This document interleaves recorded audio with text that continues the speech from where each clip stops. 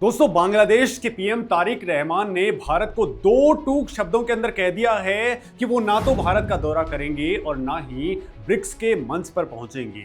जब तक शेख हसीना को उनको नहीं सौंप दिया जाता है तब तक वो कुछ नहीं करने वाले हैं। अब दोस्तों, क्या ढाका ने भारत को ब्लैकमेल करने की अपनी औकात से बड़ी गलती कर दी है? 10 अगस्त को तारिक रहमान ने जब भारतीय उच्चायुक्त के सामने शेख हसीना का सौदा रखा था तो क्या उन्हें पता था कि दिल्ली के साउथ ब्लॉक के अंदर बैठे अजीत डोभाल ने उनका ऑक्सीजन वॉल्व काटने की फाइल को खोल दिया है? आखिर पर्दे के पीछे का वो डार्क सीक्रेट क्या है जो तारिक रहमान की रातों की नींद उड़ाने वाला है?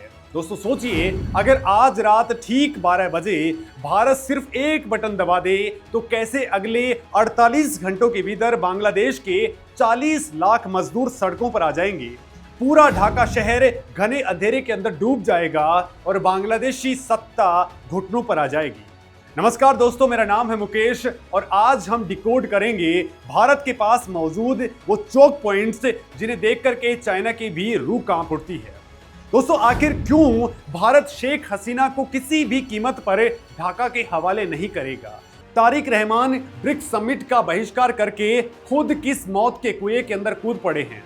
दोस्तों आइए इस पूरी जियोपॉलिटिकल बिसात को एक एक करके समझते हैं। दोस्तों, साउथ एशिया की जियोपॉलिटिक्स के अंदर अगस्त 2024 के बाद से जो भूचाल आया है उसकी गूंज अब 2026 के अंदर नई दिल्ली से लेकर के ढाका तक साफ सुनाई दे रही है।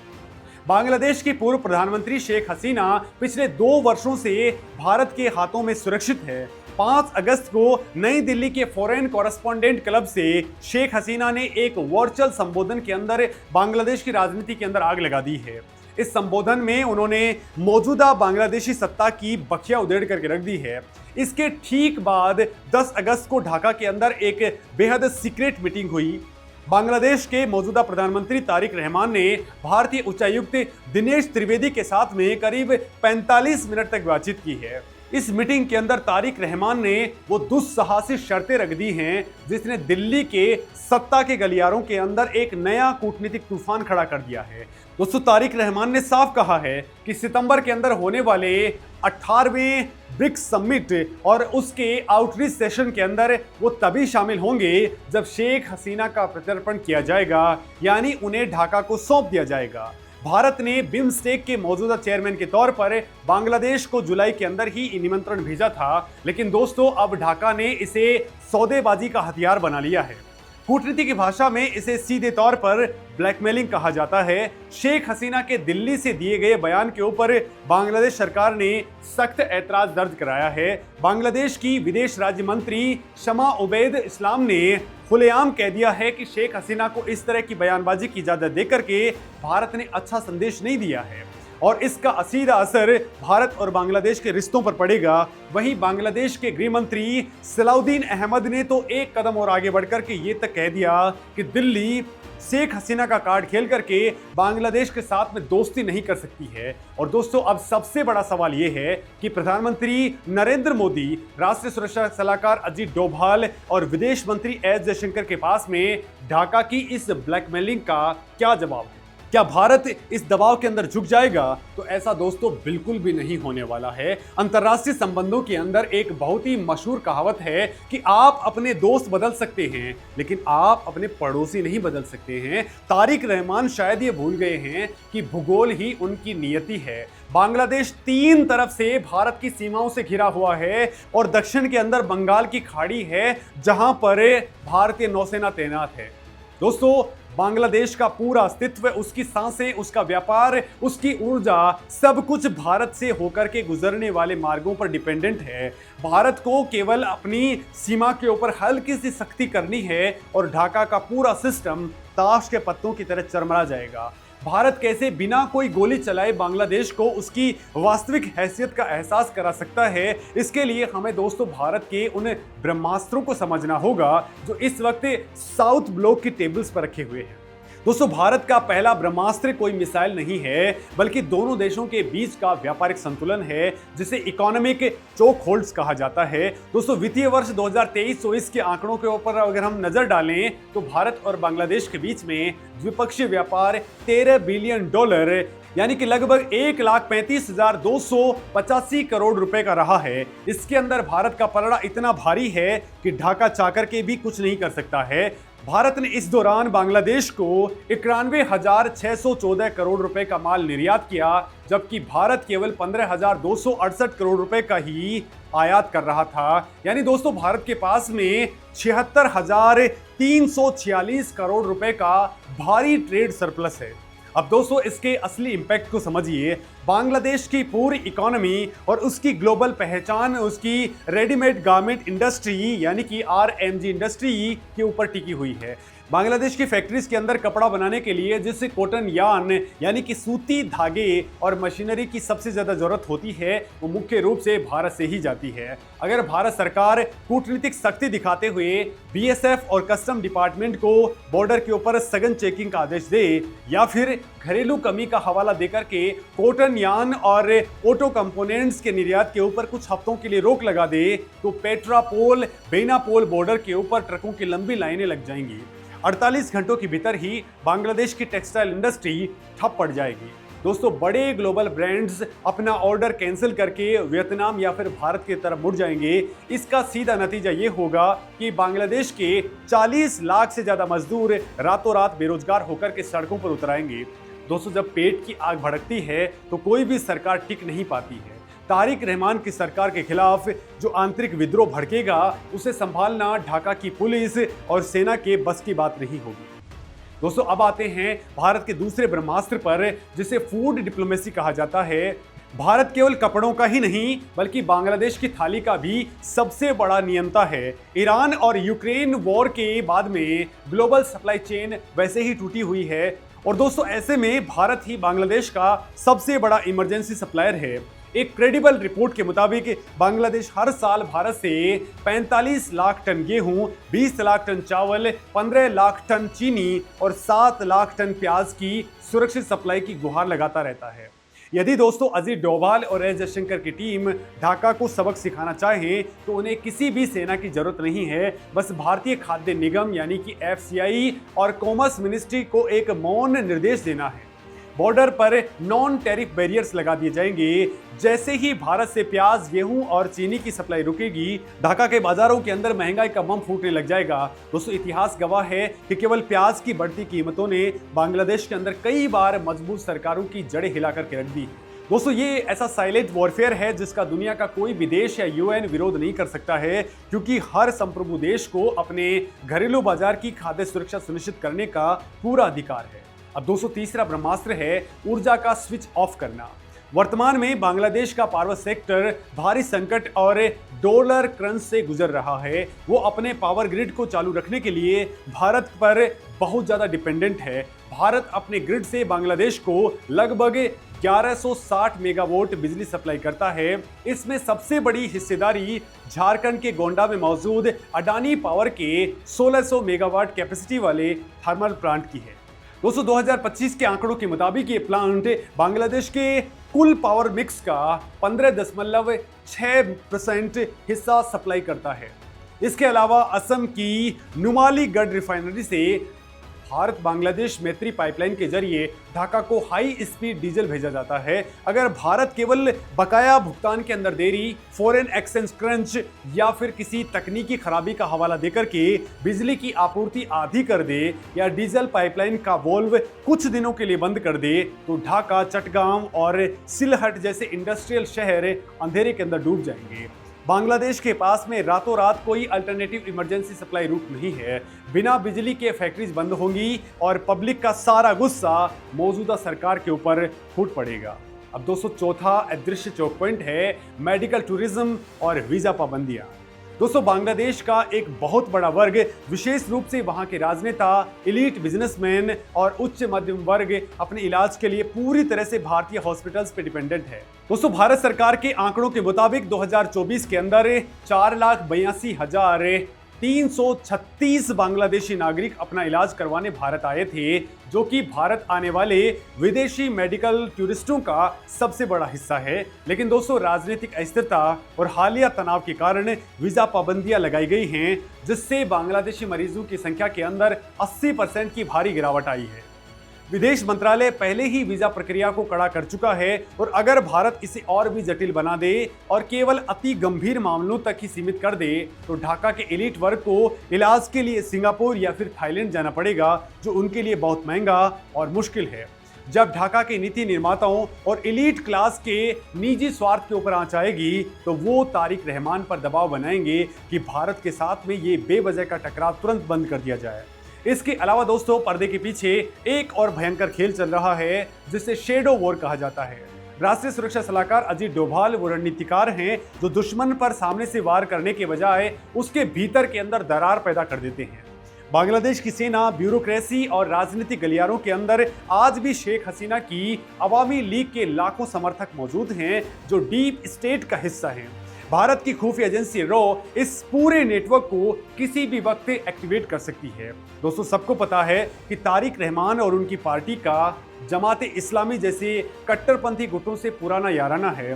भारत FATF और UN जैसे ग्लोबल प्लेटफॉर्म्स के ऊपर डोजियर सौंप करके ये साबित कर सकता है कि मौजूदा ढाका सरकार कट्टरपंथियों को पनाह दे रही है। अगर भारत अमेरिका और वेस्टर्न कंट्रीज के साथ में ये सीक्रेट इंटेलिजेंस शेयर कर दे कि ढाका का नया निज़ाम इंडो पैसिफिक रीजन की सुरक्षा के लिए खतरा बन रहा है, तो IMF और वर्ल्ड बैंक से बांग्लादेश को मिलने वाले लोन और रेवेन्यू पैकेजेस रातों रात रुक जाएंगे। दोस्तों, अगर आपको लग रहा है कि ये सब कुछ ख्याली पुलाव है या भारत ऐसा कदम उठाने से हिचकिचाएगा, तो आपको भारतीय कूटनीति का इतिहास देख लेना चाहिए। दोस्तों, जब भी बात भारत के नेशनल इंटरेस्ट और स्ट्रेटेजिक ऑटोनॉमी की आती है तो नई दिल्ली कभी भी पीछे नहीं हटती है। भारत अतीत के अंदर अपने पड़ोसियों के साथ में ऐसी अघोषित नाकेबंदी और हार्ड पावर का इस्तेमाल कई बार कर चुका है। तो दोस्तों, चलिए इतिहास के कुछ पन्ने पलटते हैं और चलते हैं 1989 के नेपाल के अंदर। उस वक्त दोस्तों नेपाल के अंदर राजा वीरेंद्र का शासन था। उन्होंने भारत को बिना बताए चाइना से गुप्त रूप से एंटी एयरक्राफ्ट गन्स खरीद ली। भारत के तत्कालीन प्रधानमंत्री राजीव गांधी को नेपाल का ये चाइना कार्ड बिल्कुल बर्दाश्त नहीं हुआ। मार्च 1989 के अंदर जब दोनों देशों की व्यापार और पारगमन संधियां एक्सपायर हुई तो भारत ने उन्हें रिन्यू करने से साफ इनकार कर दिया। भारत ने नेपाल से लगने वाले 15 पारगमन बिंदुओं के अंदर 13 को पूरी तरह से बंद कर दिया। दोस्तों, नेपाल एक लैंड लॉक्ड कंट्री है और इस नाकेबंदी से वहां रातों रात पेट्रोल और डीजल साथ ही कैरोसिन का भयंकर संकट आ गया। नेपाल का विकास बिल्कुल धड़ाम हो गया, उद्योग बंद हो गए और जनता भूखी मरने लग गई। इसका नतीजा ये हुआ कि महीनों चली इस नाकेबंदी ने राजा वीरेंद्र का घमंड चकनाचूर कर दिया। दोस्तों, जनता के विद्रोह के कारण 1990 के अंदर नेपाल के अंदर पंचायत सिस्टम खत्म हुआ और बहुदलीय लोकतंत्र की स्थापना हुई। दोस्तों, भारत ने चाइना से हथियार खरीदने की कीमत नेपाल की पूरी राजशाही को पलट करके वसूल ली। इतिहास का दूसरा खौफनाक पन्ना 4 जून 1987 का है। दोस्तों, श्रीलंका के अंदर उस वक्त गृह युद्ध चल रहा था और श्रीलंकाई सेना ने जाफना की घेराबंदी कर रखी थी जहां लाखों तमिल भूखे मर रहे थे। भारत ने मानवीय मदद भेजने की कोशिश की लेकिन श्रीलंकाई नौसेना ने हमारे जहाजों को रोक लिया। श्रीलंका को लगा कि उसने एक महाशक्ति को पीछे धकेल दिया है, लेकिन उसी शाम बेंगलुरु के येलहंका एयरबेस से भारत के 5 एंटो AN-32 ट्रांसपोर्ट विमानों ने उड़ान भरी जिसके अंदर 25 टन राहत सामग्री थी। लेकिन दोस्तों, असली खौफ इन विमानों के साथ में उड़ रहे 5 मिराज 2000 फाइटर जेट्स का था जो हवा से हवा में मार करने वाली मिसाइलों से लैस थे। दोस्तों, भारतीय विमानों ने बिना किसी इजाजत के श्रीलंका का आसमान फाड़ दिया। श्रीलंकाई वायुसेना का एक भी विमान उन्हें रोकने की हिम्मत नहीं जुटा पाया।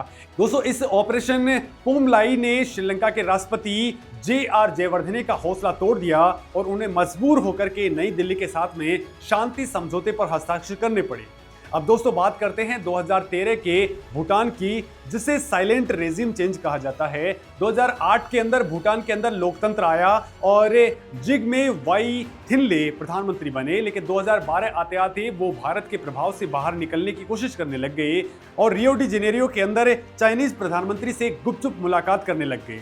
दोस्तों, ये भारत के लिए एक बड़ा रेड फ्लैग था। 2013 के अंदर भूटान के अंदर चुनाव होने वाले थे और चुनाव से ठीक कुछ हफ्ते पहले भारत के आईओसी ने भूटान को दी जाने वाली एलपीजी और केरोसिन सब्सिडी अचानक से रोक दी। भारत ने तकनीकी कारण बताए, लेकिन टाइमिंग पूरी तरह से कूटनीतिक थी। सब्सिडी रुकते ही भूटान के अंदर गैस सिलेंडर की कीमतें 3 गुना हो गई और पूरे देश के अंदर हाहाकार मच गया। दोस्तों, विपक्षी नेता शेरिंग टोब्गे ने इसे मुद्दा बनाया और जनता ने वोटिंग करके चाइना की तरफ झुक रहे प्रधानमंत्री को सत्ता से उखाड़ फेंका। नई सरकार बनते ही भारत ने फिर से गैस सब्सिडी स्टार्ट कर दी। बिना एक भी गोली चलाए भारत ने एक पूरे देश की सरकार को बदल कर रख दिया।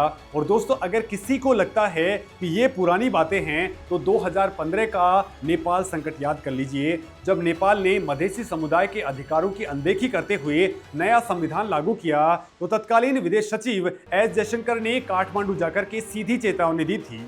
जब नेपाल नहीं माना तो भारत ने रक्सौल वीरगंज बॉर्डर के ऊपर ट्रकों की आवाजाही को इतना धीमा कर दिया कि वहां हजारों ट्रकों की लाइनें लग गई। नेपाल का 70% व्यापार और 100% ईंधन उसी रास्ते से जाता है। दोस्तों, 135 दिनों तक चली इस अघोषित नाकेबंदी ने नेपाल को घुटनों पर ला दिया। काठमांडू की सड़कों के ऊपर गाड़ियां बंद हो गई, लोग छतों के ऊपर लकड़ियां जला करके खाना बनाने लग गए। आखिरकार नेपाल के प्रधानमंत्री केपी शर्मा ओली को झुकना पड़ा और संविधान के अंदर संशोधन करना पड़ा। दोस्तों, इन ऐतिहासिक घटनाओं के परिप्रेक्ष्य के अंदर जब हम आज के बांग्लादेश और तारिक रहमान की ब्रिक्स समिट वाली शर्त को देखते हैं तो ये एक बहुत ही बचकाना और अदूरदर्शी कदम नजर आता है। तारिक रहमान शेख हसीना के प्रत्यर्पण की शर्त रख करके कोई ताकत का प्रदर्शन नहीं कर रहे, बल्कि अपनी घरेलू जनता को खुश करने के लिए एक हताशा वाली राजनीतिक स्टंट को अपना रहे हैं। दोस्तों, भारतीय कूटनीति का सबसे बड़ा नियम यही है कि प्रतिक्रिया के अंदर हड़बड़ी मत मचाओ, बल्कि परिस्थितियां ऐसी बना दो कि सामने वाला खुद चल करके आए।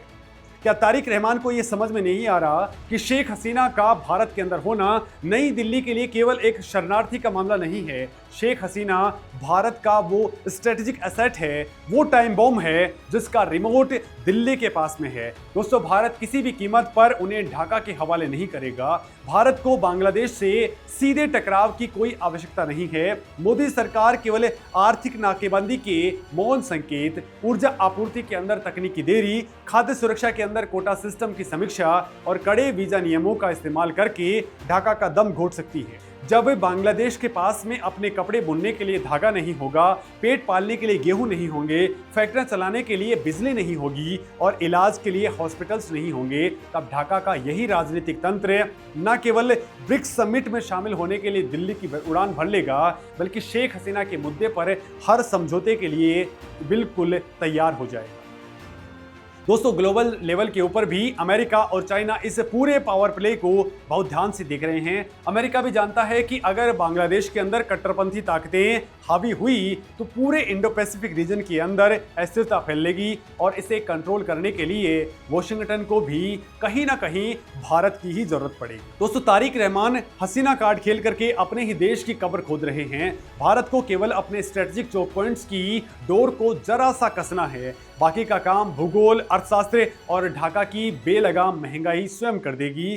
कूटनीति के अंदर इस चक्रव्यूह के अंदर दिल्ली हमेशा ढाका से 10 कदम आगे की सोचती है। दोस्तों, भारत का विजन साफ है, अपनी राष्ट्रीय सुरक्षा और रीजनल ऑटोनॉमी से कोई समझौता नहीं करना है। जो भी देश दिल्ली से आंख मिलाने की जरूरत करेगा उसे इतिहास के वही पुराने पन्ने पलटने पड़ जाएंगे। और दोस्तों, इस वक्त तो भारत के पास में हर तरह का एडवांटेज है। उनके पास में दोस्तों गंगा का जो पानी पहुंचता है उसकी ट्रीटी भी अभी रिन्यू होनी है। और दोस्तों, जिस तीस्ता नदी को लेकर के वो चाइना की गोद के अंदर गए हैं कि वहां डेवलपमेंट कर लें, इन दोनों ही नदियों का, और न केवल इन दोनों नदियों का बल्कि बांग्लादेश में जाने वाली भारत से करीब 54 नदियां हैं, उन सभी का रिमोट कंट्रोल भारत के हाथ में है। भारत जब चाहेगा तब इस पानी को रोक सकता है। और बड़ी बात यह है कि फरक्का बैराज के जरिए भारत गंगा के पानी को हर टाइम कंट्रोल कर सकता है। तो वहीं दोस्तों, गजल डोबा के जरिए भारत तीस्ता प्रोजेक्ट के पूरे पानी को कंट्रोल कर सकता है। आप सोचिए कि जब दोनों का कंट्रोल ही भारत के हाथ में है तो ये बांग्लादेश किस चीज़ पर हड़बड़ा रहा। दोस्तों, इस पर आप क्या कुछ कहना है, कमेंट में अपनी बातें जरूर कहें कि क्या हमें इसका टेटुआ दबा देना चाहिए।